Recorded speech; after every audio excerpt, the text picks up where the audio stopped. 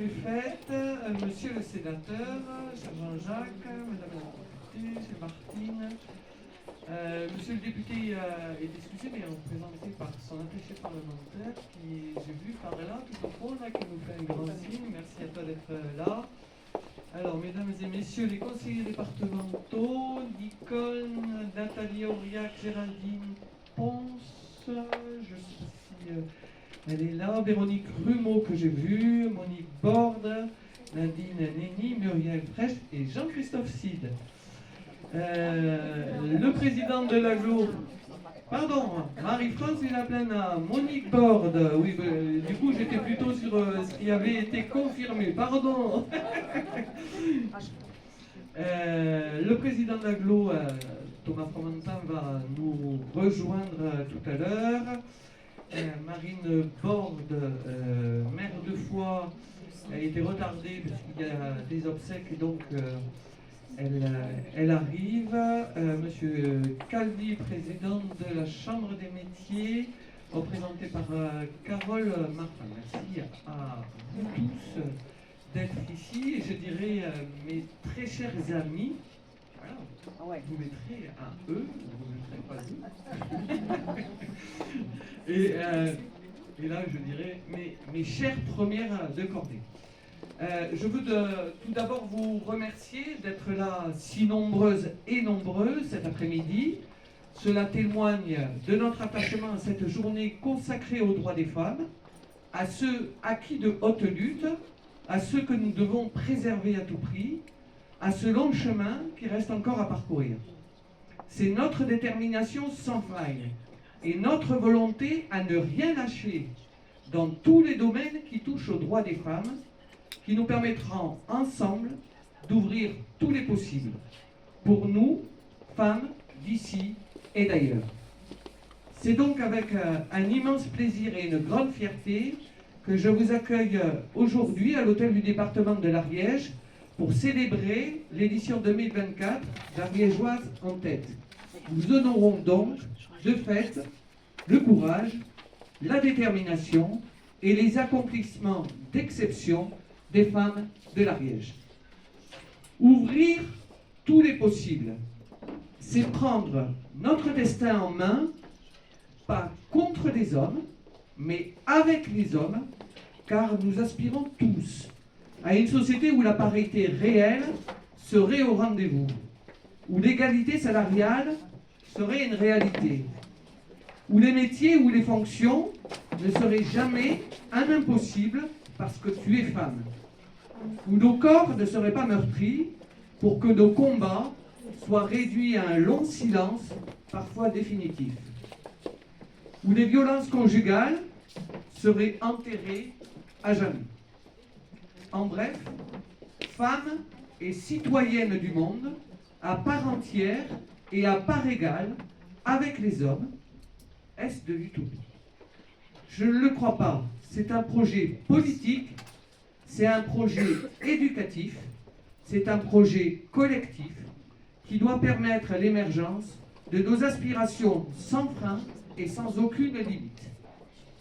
J'en veux pour preuve, chers amis, cette assemblée que je préside. En 2011, nous étions 2 femmes. Oui, pensez-moi. Alors conseillère générale, arrivant après un long règne 100% masculin. La loi, celle introduite par le président Hollande, a consacré la parité totale avec l'élection d'un binôme paritaire par canton. Nous voilà donc, depuis 2015, 13 femmes et 13 hommes. Cette semaine revêt également une importance particulière. En effet, nous célébrons l'inscription de l'IVG, droit fondamental pour les femmes, dans notre Constitution. C'est un moment historique qui témoigne de notre engagement envers l'égalité des droits et la protection des choix individuels. Nous reconnaissons ainsi la nécessité de garantir aux femmes le droit de décider de leur propre corps, de leur propre avenir, en renforçant les bases d'une société plus équitable. Enfin, j'ai profité de cette date emblématique pour répondre aujourd'hui avec nos jeunes collégiennes et collégiens à la question de la précarité menstruelle relevée par un rapport parlementaire de 2020. Ce sujet, porté sans tabou par 3 jeunes collégiennes du collège du Mas d'Asile, a donc fait émerger un projet plus global pour l'ensemble des collèges de l'Ariège volontaires. Nous avons installé et inauguré ce jour des distributeurs de protection hygiénique qui permettent ainsi à nos jeunes filles d'être accompagnées sur la santé menstruelle, le bien-être et l'autonomie. Je ne doute pas que d'autres nouveaux collèges les rejoignent après cette première phase d'expérimentation. Personne ne se pose la question de la présence de papier hygiénique. Rien ne devrait s'opposer à la présence et donc à la généralisation des protections hygiéniques. Je compte bien sur nos jeunes collégiennes que je vois combatives sur le sujet et je m'en réjouis pour convaincre leurs pairs. Chers amis, sur ces 3 sujets que je viens d'évoquer, la loi a fixé le cap et fait ce que nous aurions pu et dû faire très naturellement. C'est ainsi. Alors oui, le cadre législatif a fait avancer notre combat à toutes. Comme bien d'autres choses, et j'en veux pour preuve cet événement, porté par l'association Sœurs Optimistes, qui nous offre une occasion remarquable de mettre en lumière et de célébrer des femmes d'exception qui contribuent de manière significative au développement et à la richesse de notre magnifique département. Ariégeoise en tête permet de découvrir les parcours inspirants de ces femmes qui, à travers leurs diverses actions, marquent de manière indélébile notre territoire. Nous aurons tout à l'heure la chance d'écouter les témoignages de 5 d'entre elles et je les remercie d'être présentes aujourd'hui.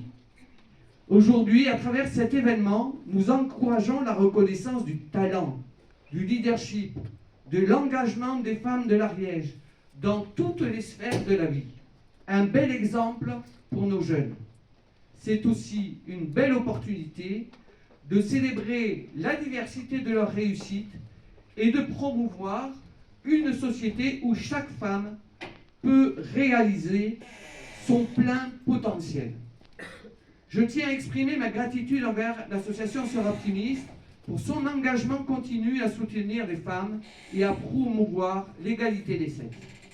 Leurs efforts inlassables contribuent à créer une société plus inclusive et équitable pour toutes et pour tous.